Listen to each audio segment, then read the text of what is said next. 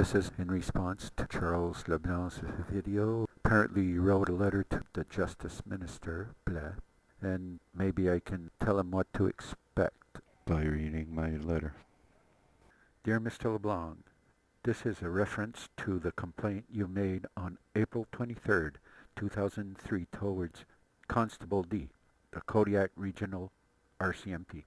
In your complaint, you allege that on November 2nd, 2001, Constable D went to your residence and accused you of making harassing telephone calls to a Mrs. M. You felt that the officer was very unprofessional in the way he dealt with the issue. You also felt that Constable D had an attitude problem. This matter was investigated by Staff Sergeant E of the Kodiak Regional RCMP, which consisted of reviewing the operational file pertaining to this matter, interviewing you and your wife, as well as Constable K and D. I have reviewed the relevant material and I am now providing you with a letter of disposition. This investigation established that on November 2nd, 2001, Constable D had received a complaint from Mrs. M, where she alleged that you had made harassing telephone calls. She informed Constable D that she did not wish to press charges at that time and requested that the police informed you to cease contacting her. It was also established that Constable D proceeded to your residence, informed you of the complaint and Mrs. M wishes. He also informed you that you could be charged for criminal harassment if you continued to make unwanted contact with Mrs. M.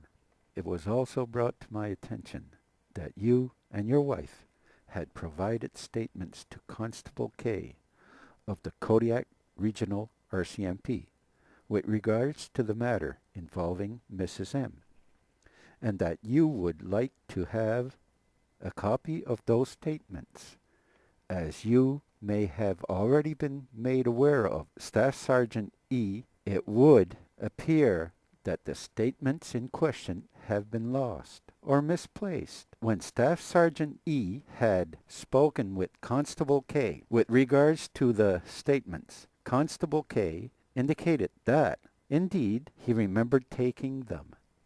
Constable K also mentioned that he had given them to Constable D. However, when Staff Sergeant E spoke with Constable D, the latter did not recall receiving the statements from Constable K. Further efforts were made by the Kodiak RCMP administration to try and locate these statements, to no avail. Nevertheless, if in the future they are found, you will be contacted. It should also be noted that if located, you will still have to make a request through Access to Information in order to obtain a copy of those documents, as the RCMP would not be authorized by law to release them directly to you. I am satisfied that the Staff Sergeant E provided me with all the relevant material to properly address this matter. Staff Sergeant E did not uncover irregularities with Constable D action or demeanor.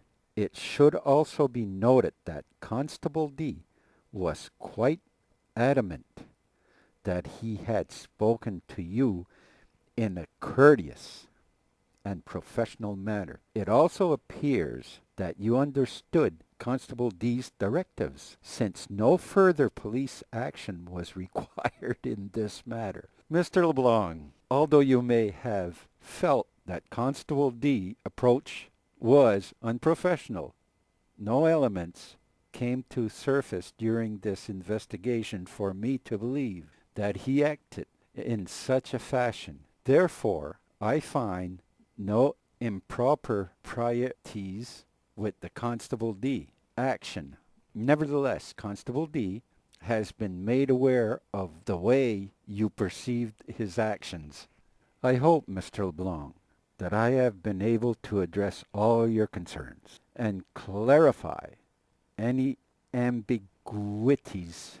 However, if you are still not satisfied, you can refer this matter for review to Commissioner of Public Complaints against the RCMP.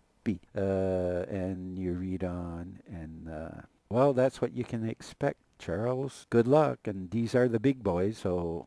All this transpired when my wife was asked to sign a printout of our property tax bill.